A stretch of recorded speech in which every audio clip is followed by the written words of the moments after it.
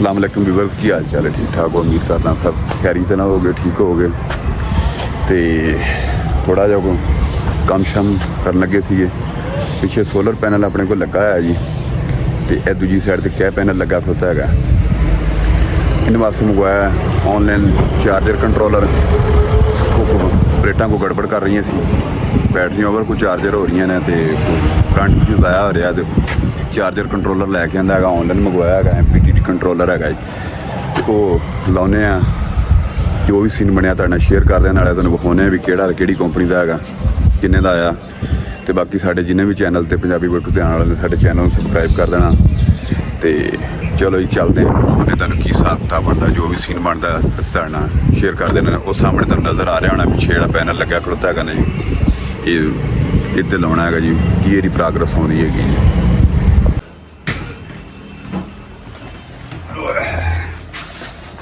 और यह लैके आए जी ना MPTT कंट्रोलर। आ सील असीं खोल दी पहला एरिया अजे एयर सील है, इसकी वारंटी वाली 1 साल की वारंटी है। इसी उन्होंने लिख के भेजी है, ये पिछे पा दें इतने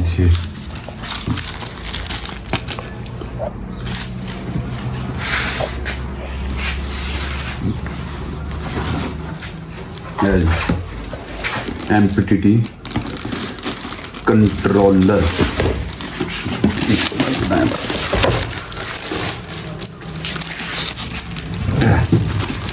ये तक सीलां असीं खोलनियां, देखते भी जोड़ा कोई सीन बनता है तो तुहाडे शेयर करने। प्लेटां लगियां, कोई बैटरी ओवर चार्ज कर दियां, जो कोई मसला कर दियां भी उहदे नाल कोई करंट ज़ाया हो रहा, अगे डायरैक्ट चार्ज हो रही हैं। ये लिया पुरजा, ये लिखिया भी सीरीज की लिखिया।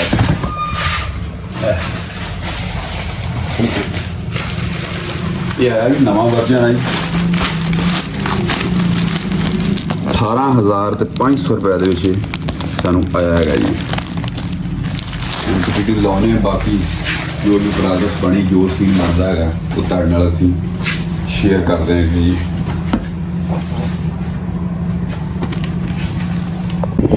लो जी, इंजीनियर साहब पहुँच चुके हैं।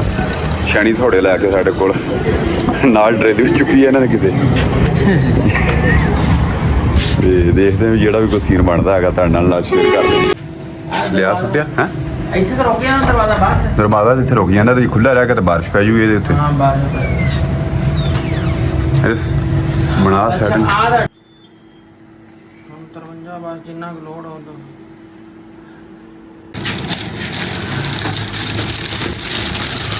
पैकिंग खोल दी,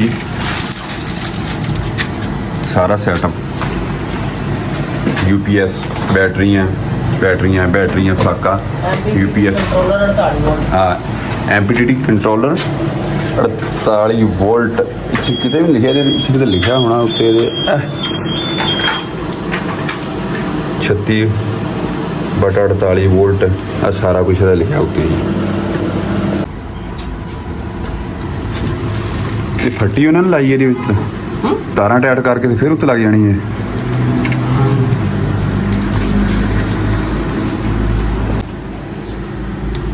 थिम्बल लगे, थिम्बल लाए उन्होंने, थिम्बल नहीं लगे, कनेक्टर लगे MC4 कनेक्टर।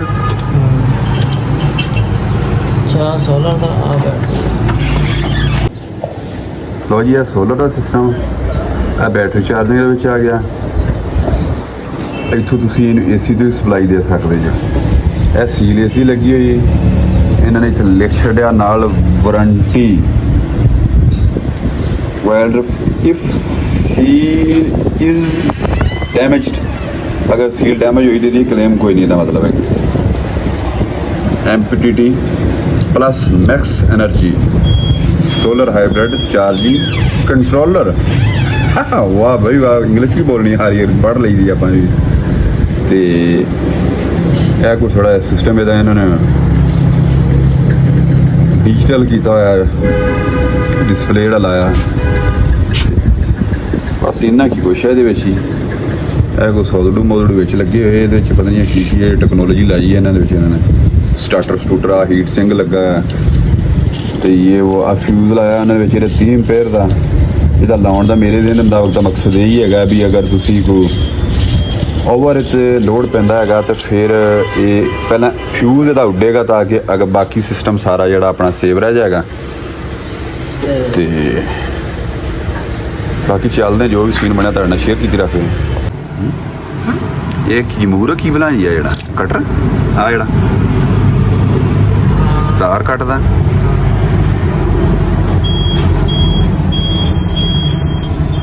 ਇਹ ਕਿਹੜੀ ਤਾਰ ਲੈ ਕੇ 10 mm? ਨਹੀਂ 16 mm 16 ਅੱਗੇ 10 ਕਹਿ ਰਹੇ ਸੀਗੇ। 10 mm ਜਿਹੜੀ ਪਈ ਨਹੀਂ ਸੀ।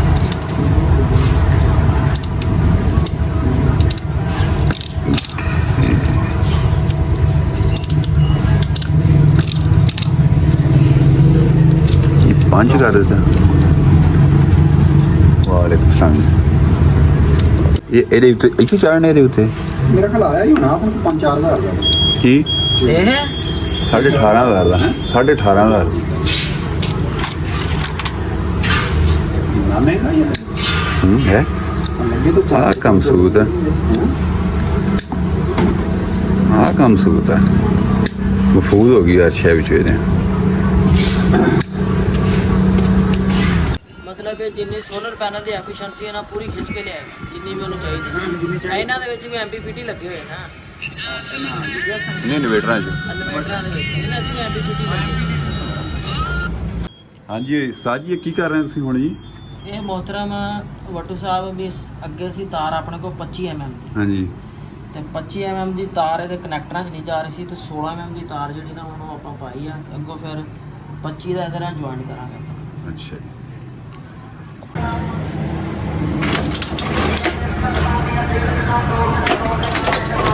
ਆ ਮੇਰੇ ਕੋਲ ਹੈ ਜੀ। ਨਹੀਂ ਮੈਂ ਇੱਕ ਨਟ ਬੋਲਟ ਦੇਖਦਾ ਮੈਂ ਉਹ ਇਹਦੇ ਕੋਲ ਲੰਘਦਾ ਤੇ ਫਿਰ ਆਪਾਂ ਨਹੀਂ ਪਾਓ।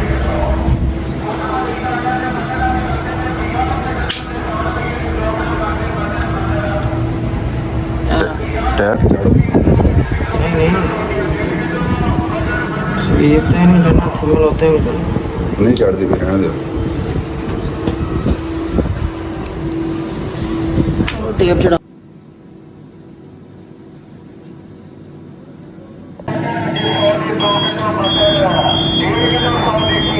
ਚੰਗਾ ਜੁਗਾੜ ਲੱਗਿਆ ਜਿਹੜਾ ਆ ਜਿਹੜਾ ਨਟ ਵਾਲਾ ਲੂਜ਼ਿੰਗ ਨਹੀਂ ਰਹਿੰਦੀ। ਇਹ ਸਿੱਧਾ ਕਰ ਲੈਣਾ ਬਿਲਕੁਲ ਸਿੱਧੀ ਇੱਥੇ।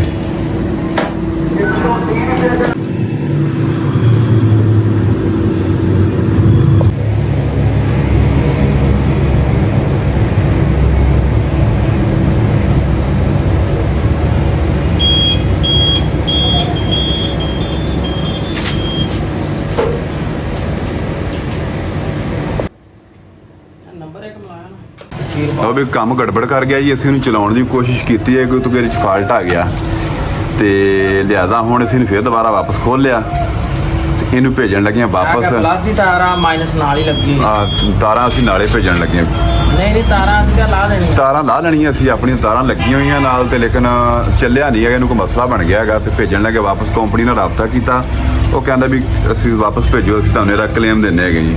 ਵੇਖਦੇ ਹਾਂ ਕਿ ਜੋ ਵੀ ਸੀਨ ਬਣਿਆ ਤੁਹਾਡੇ ਨਾਲ ਸ਼ੇਅਰ ਕਰਾਂਗੇ ਫਿਰ ਜੀ।